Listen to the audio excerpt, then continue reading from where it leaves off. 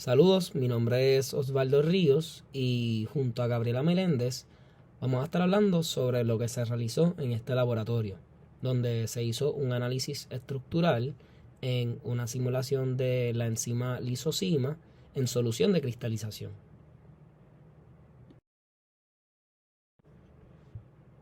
Antes de entrar en detalle, cabe destacar que aunque el experimento no se llevó a cabo en el laboratorio, se requiere entender ciertos conceptos antes de entender la plenitud del experimento.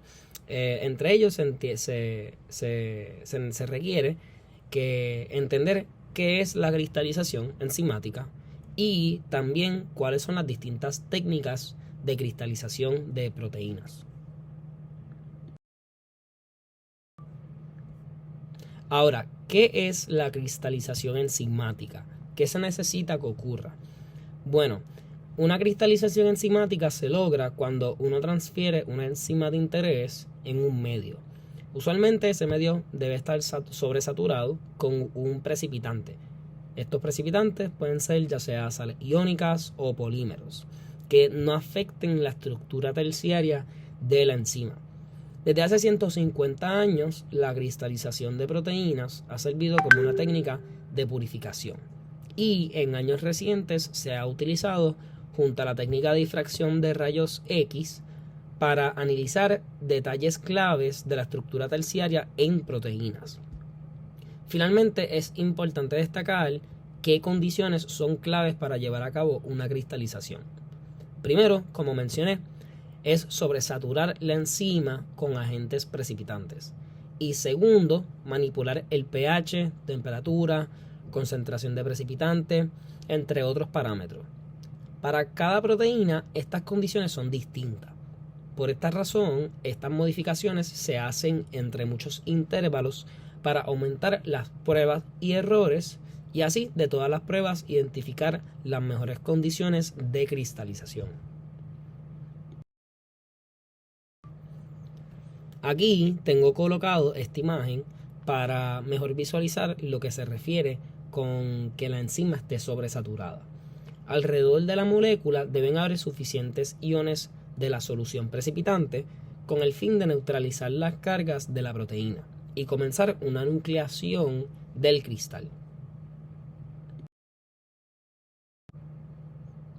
Ahora, para entrar en detalle en las distintas técnicas de cristalización, la que se iba a realizar en el laboratorio era la de difusión de vapor. Esta, como lo dice el nombre, consiste en gradualmente reducir el número de moléculas de agua en una gota, conteniendo la proteína de interés diluida en solución precipitante. Y esta se puede realizar como gota colgante o gota sentada. La diferencia entre estas dos es simplemente pues la ubicación de la gota. También se encuentran la técnica de diálisis, difusión líquido-líquido y cristalización discontinua. O está en inglés como se conoce como la cristalización batch. Pues como mencioné, la técnica que se iba a realizar era en el laboratorio era la técnica de difusión de vapor mediante una gota colgante. En esta técnica hay una gota de la solución de proteína que usualmente está entre los 2 a 50 miligramos de proteínas por mililitro de solución para que de esta manera haya suficiente proteína sin que se agreguen entre ellas. En la gota, mejor dicho, que está colgante, está la gota de solución de proteína, como mencioné, y una gota de solución de reserva. Ahora, ¿qué es la solución de reserva? Bueno, la solución de reserva consiste en la solución de precipitante más en la transferencia de algún otro reactivo que altere el pH total. Esta gota se vierte y se sella en una cámara con solución de reserva, como mencioné, hasta que gradualmente se deshidrate esta gota y idealmente se cristalice.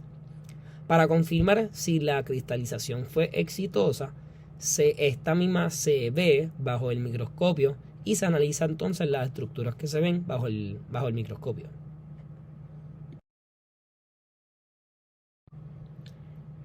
Entonces, ¿cómo se va a ver el experimento?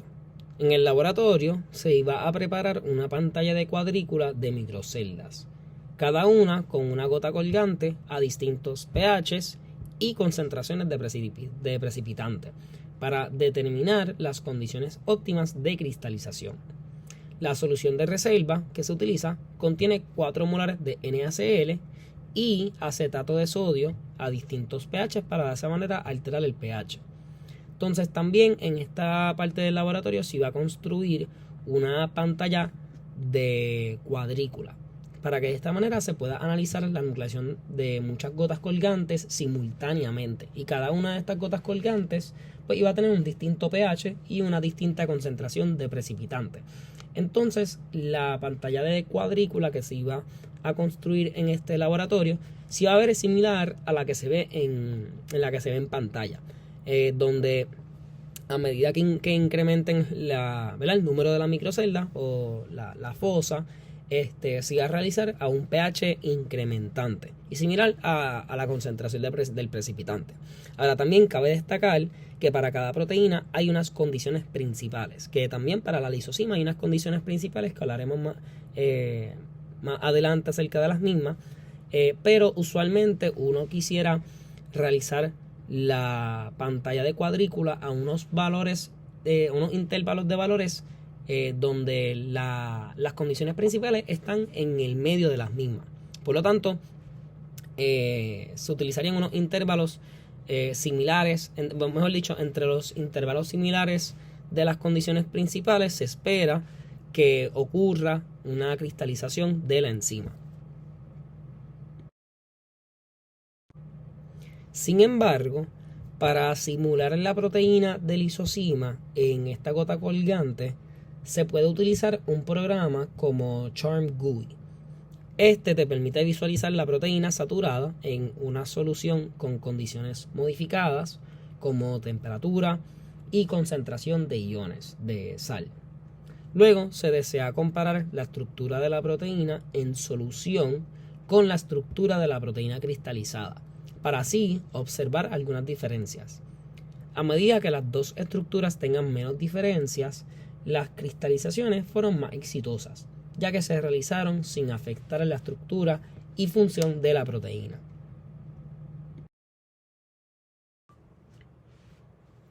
Entonces, aquí podemos ver en pantalla la estructura terciaria de la enzima lisosima ya cristalizada. Entonces, la razón por la cual adjunto esto en pantalla es porque más adelante, cuando realicemos la simulación de la enzima lisosima, la misma que se ve en pantalla, en solución, vamos a estar comparándola con la estructura que se ve en pantalla. La razón por la cual hacemos esto es porque a medida que las dos estructuras sean más similares, pues se puede decir que la cristalización fue más exitosa, ya que la enzima sufrió menos cambios en su estructura terciaria en esta solución. Por lo tanto, fue cristalizada en su forma más nativa.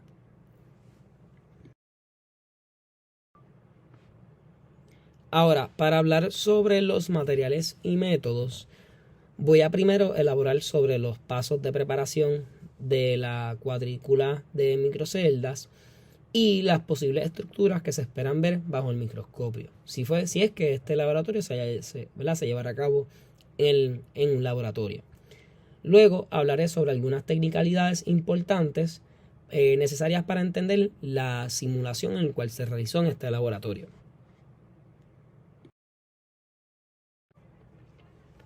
Primero, cabe destacar que la microcelda en la gota a 0.1 molar de acetato de sodio, 1.2 molares de NaCl y a una acidez o un pH de 4.5, se dice que es la gota colgante que está a condiciones principales.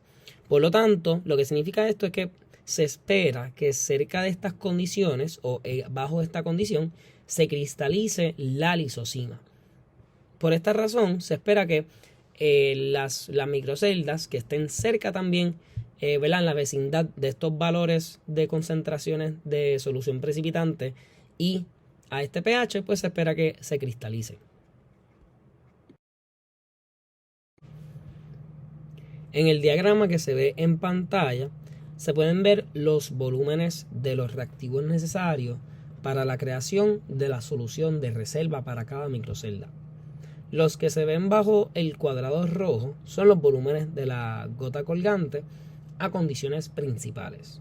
Así que, por lo tanto, para realizar la gota colgante a condiciones principales se requiere transferir 100 microlitros de 1 molar de acetato de sodio a 4.25, mejor dicho, a 4.5, 300 microlitros de 4 molar de NaCl y también 600 microlitros de agua doble desionizada. Entonces, como mencioné, se utiliza acetato de sodio a distintos pH para alterar el pH en cada muestra.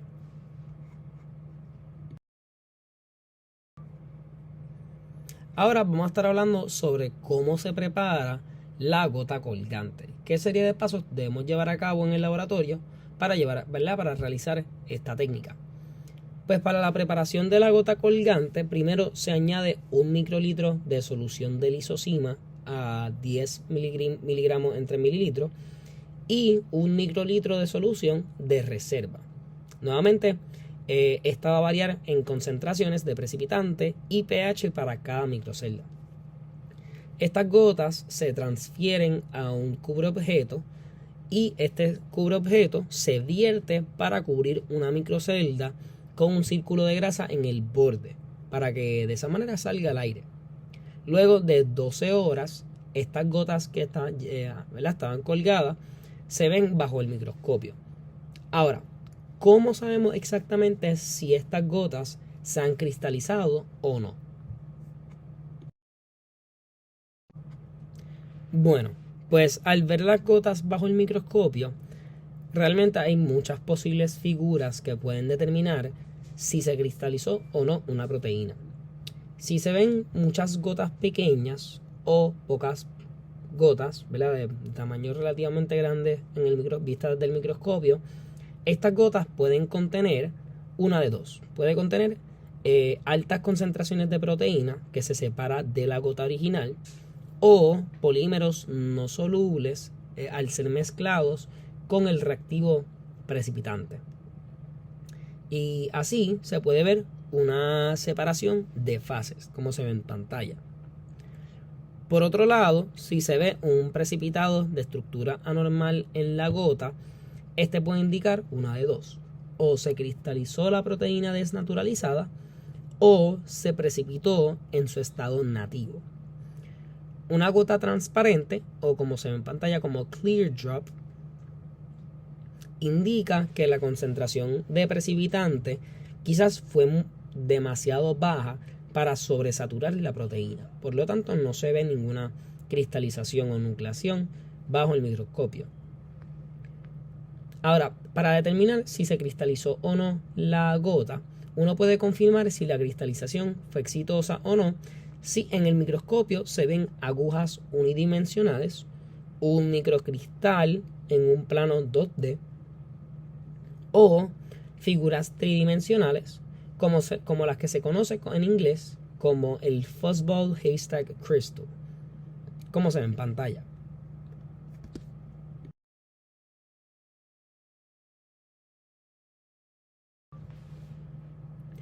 Nuevamente, no se vieron gotas bajo el microscopio en este laboratorio, sino que se realizó una simulación de la proteína lisozima en solución bajo condiciones cristalinas. Ahora, se realizaron 3 pasos importantes para visualizar la lisozima en esta solución. El primer paso fue descargar el PDB de lisozima. Este es necesario para el segundo paso, ya que se sube a un programa conocido como CharmGUI, que te permite simular cualquier proteína en una solución. Este programa te permite también cambiar las concentraciones de iones en la solución, al igual que la temperatura. En este caso se realizó bajo 0.5 molar de KCl y a 303.15 Kelvin. Finalmente se tomó un render de la proteína en solución utilizando el programa VMD. Y luego se comparó la estructura terciaria de la proteína lisosima bajo estas condiciones de solución y se comparó con la proteína de lisosima bajo condiciones cristalizadas para comparar si existe, ¿verdad?, algún cambio en su estructura terciaria. Bueno, pues como Osvaldo ya mencionó, mi nombre es Gabriela Meléndez y les voy a estar hablando sobre los resultados que se obtuvieron en este experimento. Primero que nada, aquí vemos los resultados de la cristalización de la enzima lisosima que se llevó a cabo a diferentes pHs con diferentes concentraciones de acetato de sodio y de NaCl. Los resultados que aparecen ahora en los encasillados en rojo son los que tuvieron precipitate and phase separation. Esto significa que pues no se formaron los cristales de las proteínas. Esto puede ser porque el pH haya estado demasiado bajo o la temperatura demasiado alta, entonces que la proteína se haya desnaturalizado o en el caso que se haya precipitado pero se haya mantenido naturalizada, pues todavía cabe la posibilidad de que se formen cristales. El que aparece ahora en el encasillado rojo es una gota transparente. Entonces, esto ocurre cuando la sobresaturación relativa pues no fue una saturación suficiente como para que se formaran y crecieran cristales dentro de la muestra. Ahora bien, sí hubo 5 condiciones bajo las cuales sí hubo crecimiento de cristales. La primera, que sale ahora en el encasillado rojo, es Single Protein Crystal. La segunda es un Fuzzball Haystack Crystal, que si observan tiene como esa apariencia de como si fuese una pelusa. Entonces, finalmente, las próximas 4 son Protein Microcrystals.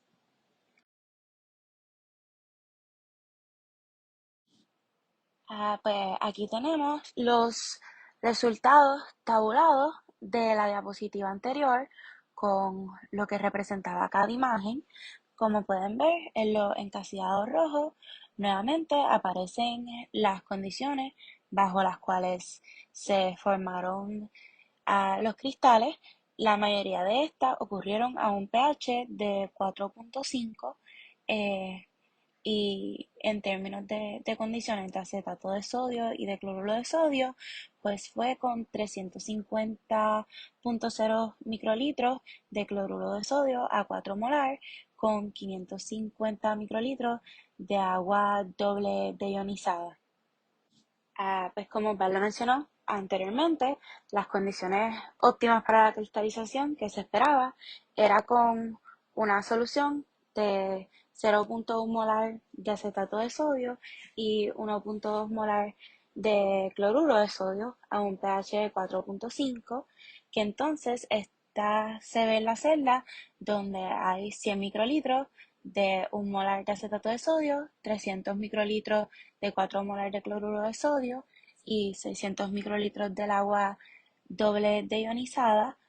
Como pueden ver, esto sí fue en efecto una de las condiciones bajo las cuales se formaron cristales, que entonces es los protein microcrystals. Sin embargo, pues el hecho de que se hayan formado cristales de proteína bajo otras condiciones muestra que este tipo de condición no es algo definitivo que nunca cambia.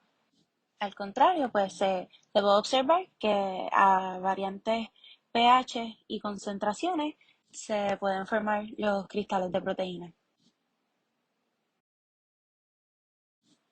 Ahora bien, una vez se forman los cristales de la proteína, estos se pueden visualizar, sea con la técnica de difracción de rayos X, para entonces después utilizar eh, herramientas como VMD, después de bajar el documento del Protein Data Bank, entonces se puede visualizar la proteína, como se puede ver aquí en la diapositiva.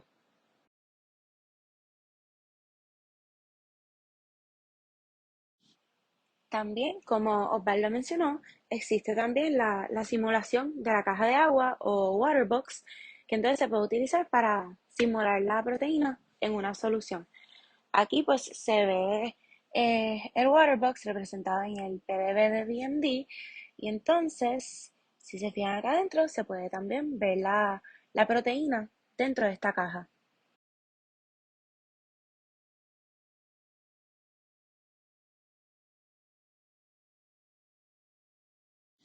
Aquí pues pueden ver otra representación de la simulación de la proteína dentro de la caja de agua. Esta simulación pues fue hecha con el programa CharmGUI, que es el que se utilizó como tal para hacer la representación del Waterbox. Entonces, aquí adentro nuevamente se puede apreciar la proteína. Esta vez pues se puede ver mejor la estructura terciaria de la lisosima. Ahora pues regresando al programa BMD, se puede alterar la proteína de la simulación de Waterbox al remover el Waterbox para quedarte como tal con la estructura de la proteína. Entonces, ahí se ve. Entonces, cuando te acercas, pues puedes apreciar mejor la estructura de la proteína que se obtiene de esta simulación. También se puede subir la proteína, la estructura de la proteína que se obtiene utilizando la, la difracción de rayos X directamente, que se obtiene del PDB original de la proteína. Entonces, aprendiendo y apagando la que se obtiene del Waterbox versus la que se obtuvo originalmente del Protein Data Bank, pues se puede también ver mejor la diferencia de estas dos estructuras. Si se observa directamente la estructura terciaria de ambas lisosimas, de ambos métodos que se obtuvo la lisosima, pues también se pueden apreciar algunas diferencias. Aquí ahora mismo, pues está en display la lisosima que se obtuvo directamente de difracción de rayos X y entonces la que pasó por el proceso de la caja de agua. Las diferencias entre ambas estructuras son prácticamente imperceptibles y una de las que sí se notó pues puede considerarse como no significativa, ya que, repito, los cambios entre una estructura y otra son casi imperceptibles, así que entonces se pudiese decir que esta cristalización fue muy exitosa, porque entonces no hay cambios tan significativos en estructura en la cristalización versus la proteína cuando se encuentra en solución. Entonces, para la diferencia que mencioné, se puede ver cuando prende y apaga la proteína que se obtuvo por difracción de rayos X, que hay un movimiento en uno de los residuos, que entonces ahí se puede apreciar mejor. Pues como pueden ver, la diferencia pequeña que había era en una leucina, en la posición 164. Entonces, pues como esta diferencia es casi insignificante, se puede nuevamente decir que la cristalización fue exitosa, ya que no hay casi diferencia entre la estructura de la proteína obtenida por la difracción de rayos X y la que se observa en solución. Pues muchas gracias por su atención y que tengan lindo día.